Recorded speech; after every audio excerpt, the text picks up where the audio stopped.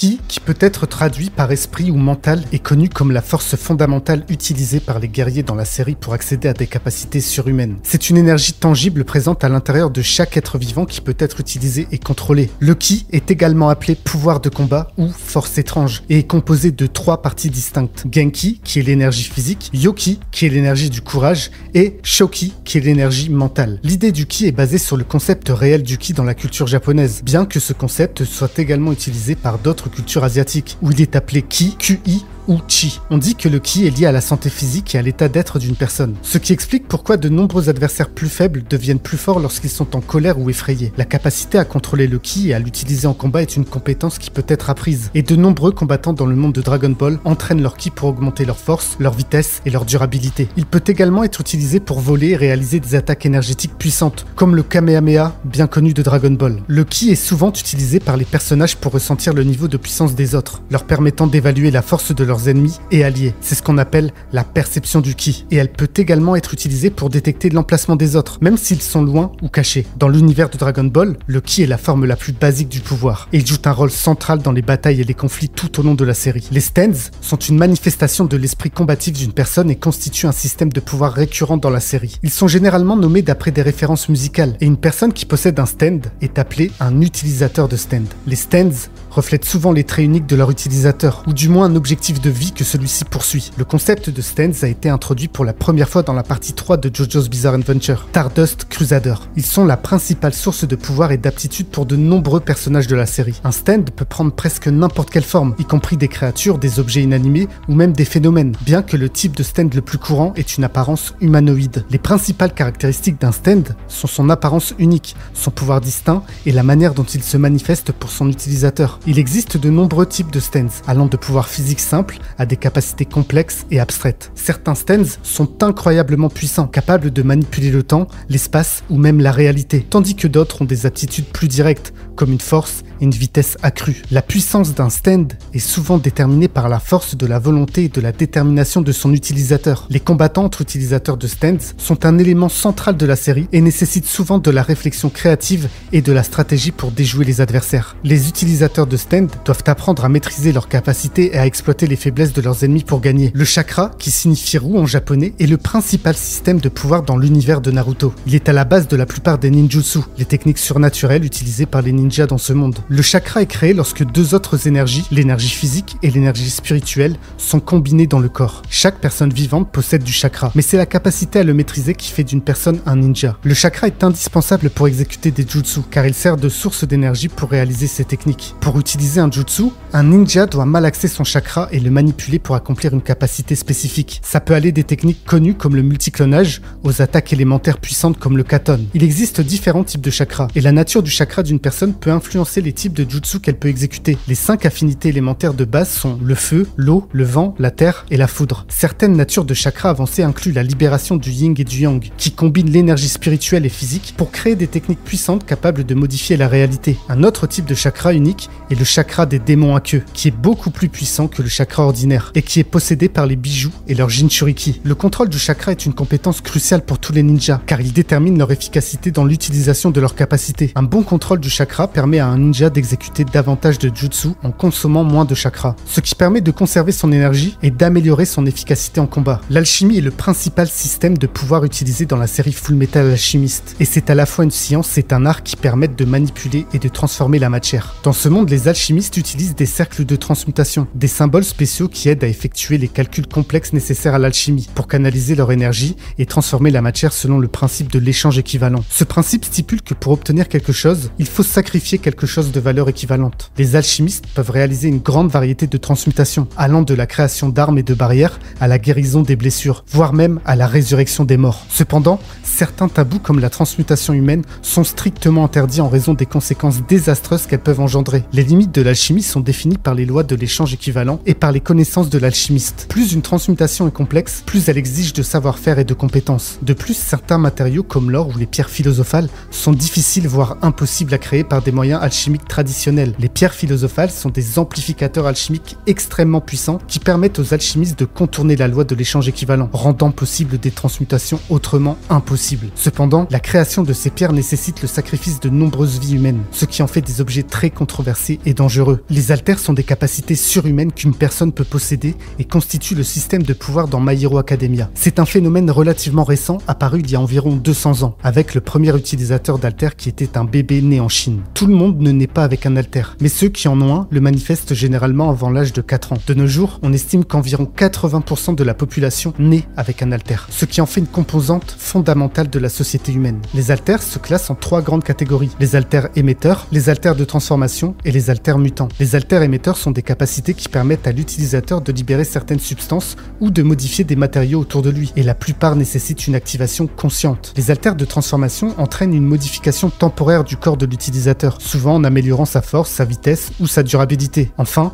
les alters mutants sont des capacités liées à une altération permanente du corps de l'utilisateur, comme des traits animaux ou des membres supplémentaires. La puissance et la polyvalence d'un alter peuvent énormément varier. Certains alters sont les mieux adaptés au combat, tandis que d'autres ont des capacités plus utilitaires. Les alters sont souvent héréditaires, se transmettant de parents à enfants, et il arrive fréquemment que les alters des enfants soient une combinaison des alters des 2 parents. L'entraînement aux alters est essentiel pour ceux qui aspirent à devenir des héros professionnels, comme ceux qui fréquentent le lycée UA, où ils apprennent à utiliser et contrôler leurs alters pour combattre les vilains et sauver des vies. Cependant, tous les utilisateurs d'alters ne deviennent pas des héros, et certains se tournent vers la criminalité. Les fruits du démon sont un système de pouvoir mystérieux et rare dans la série One Piece, connu pour accorder à leurs consommateurs des capacités surhumaines. Ils se divisent en 3 grandes catégories: Paramecia, Zoan et Logia. Les fruits du démon de type Paramecia sont le plus courant et confèrent à l'utilisateur un pouvoir qui peut affecter son corps, manipuler son environnement ou même produire des substances. Les fruits du démon de type Zoan permettent à l'utilisateur de se transformer en animal ou en une forme hybride entre son état d'origine et l'animal. Cela peut considérablement améliorer les capacités de combat de l'utilisateur, mais cela peut aussi affecter sa personnalité et ses instincts. Enfin, les fruits du démon de type Logia sont les plus rares et les plus puissants, permettant à l'utilisateur de devenir un élément naturel ou une force de la nature, comme le feu, la fumée ou la lumière. Ils peuvent également créer, contrôler et se transformer en cet élément, les rendant quasiment invincibles au combat. Malgré les incroyables pouvoirs conférés par les fruits du démon, il existe aussi des inconvénients. Le plus connu est que toute personne qui consomme un fruit du démon perd sa capacité à nager, devenant complètement impuissante dans l'eau. De plus, il y a un grand risque à manger un fruit du démon, car il n'y a aucun moyen de connaître son pouvoir avant de le consommer. Même si l'on connaît l'aptitude d'un fruit du démon, il est toujours possible que l'utilisateur ne souhaite pas ce pouvoir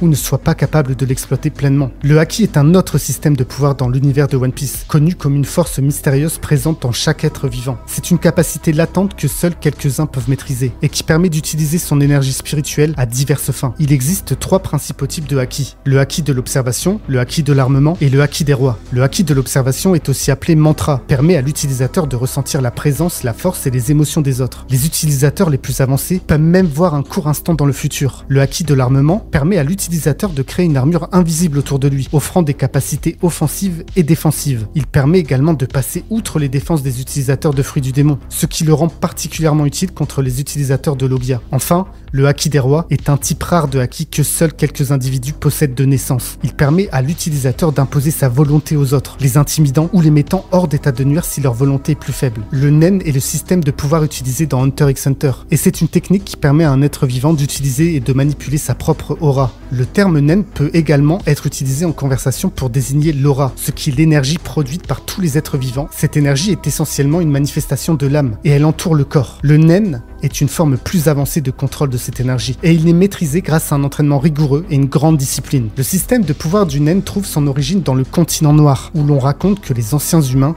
et les fourmis chimères l'utilisaient. Il existe 6 techniques fondamentales de Nen qui sont le Ten, le Zetsu, le Ren, le Hatsu, le Gyo et le Ken. De plus, il existe 6 formes que le Nen peut prendre lorsqu'il est utilisé en combat, à savoir renforcement, émission, manipulation, transmutation, matérialisation et spécialisation. Les utilisateurs de Nen sont classés dans l'une de ces 6 catégories en fonction de leur affinité naturelle, et ces affinités déterminent les types de capacités de Nen qu'ils peuvent développer. La puissance d'une capacité de Nen dépend de la capacité de l'utilisateur à équilibrer son affinité avec sa créativité et son entraînement. Les capacités de Nen peuvent aller d'amélioration simples à des pouvoirs très complexes et uniques, souvent basés sur la personnalité et les expériences de l'utilisateur. Les combats de Nen sont très stratégiques, avec les utilisateurs employant diverses techniques pour prendre l'avantage. L'énergie maudite est le principal système de pouvoir utilisé dans Jujutsu Kaisen, et c'est une forme d'énergie qui naît des émotions négatives humaines telles que la peur, la colère et la haine. Cette énergie peut être exploitée et manipulée par les exorcistes pour exécuter diverses techniques et invoquer des esprits maudits. L'énergie maudite circule naturellement à travers chaque être humain, mais seule une petite fraction des personnes est capable de l'avoir, et encore moins de la contrôler. C'est cette même énergie qui donne naissance aux esprits maudits, des êtres surnaturels malveillants issus des émotions négatives collectives de l'humanité. Ces esprits sont attirés par des lieux à forte concentration d'émotions négatives, comme les hôpitaux ou les écoles, où ils peuvent causer du tort aux humains. Les exorcistes utilisent l'énergie maudite pour combattre ces esprits maudits en employant un large éventail de techniques et de capacités. Les techniques maudites sont uniques à chaque exorciste et souvent influencées par leur personnalité, leur expérience et la lignée familiale. Ces techniques peuvent aller de simples améliorations physiques à des capacités complexes et puissantes, comme la manipulation du temps et de l'espace. Certains exorcistes possèdent également des expansions de domaine, des techniques avancées qui créent un espace séparé où l'exorciste détient un avantage considérable. L'une des principales limites de l'énergie maudite est la nécessité d'un contrôle précis, car une utilisation imprudente peut entraîner l'épuisement, voire la mort. De plus, les techniques maudites peuvent être contrées par d'autres techniques ou en utilisant des outils maudits qui sont des armes infusées d'énergie maudite. Le Rei Ryoku,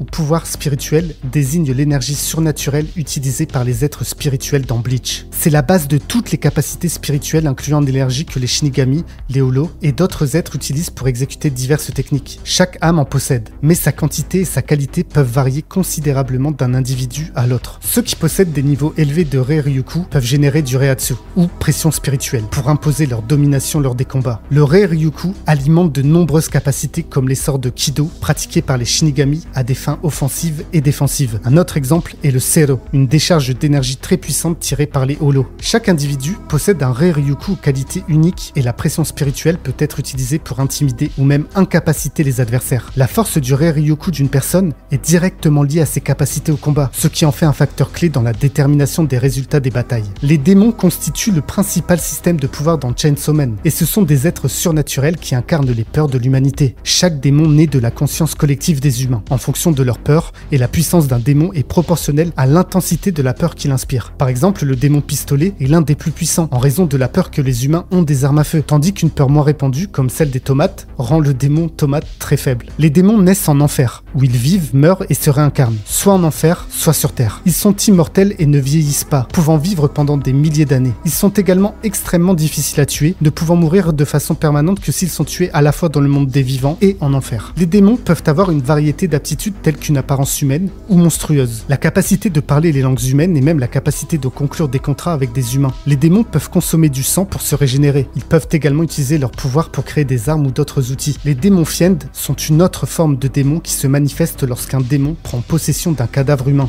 devenant généralement plus semblable aux humains dans leur apparence et leur comportement. Les hybrides sont un type unique de démon qui se produit lorsqu'un démon prend le contrôle d'un humain. Mais au lieu de prendre le contrôle de la conscience humaine, ils forment une relation symbiotique, permettant à l'humain de conserver sa conscience tout en utilisant les pouvoirs du démon à volonté. Le pouvoir des titans est le principal système de pouvoir utilisé dans l'attaque des titans, et c'est une capacité mystérieuse et unique qui permet à certains humains de se transformer en titans, des créatures humanoïdes géantes qui varient considérablement en taille et en force. Les origines des titans remontent au titan originel, Ymir Fritz, qui fut le premier humain à acquérir le pouvoir des titans. Esclave des Eldiens, son pouvoir fut utilisé pour étendre leur empire. Après sa mort, son âme fut divisée entre ses 9 enfants, chacun d'entre eux héritant d'un pouvoir unique, formant ce qu'on appelle aujourd'hui les 9 titans primordiaux. Les 9 titans primordiaux comprennent le titan originel, le titan assaillant, le titan colossal, le titan cuirassé, le titan féminin, le titan bestial, le titan mâchoire, le titan chariot et le titan marteau d'armes. Chacun de ces pouvoirs offre des capacités uniques comme la capacité du titan colossal à générer des explosions massives ou celle du titan originel à contrôler tous les autres titans. Cependant, ces pouvoirs sont également accompagnés de la malédiction d'Ymir,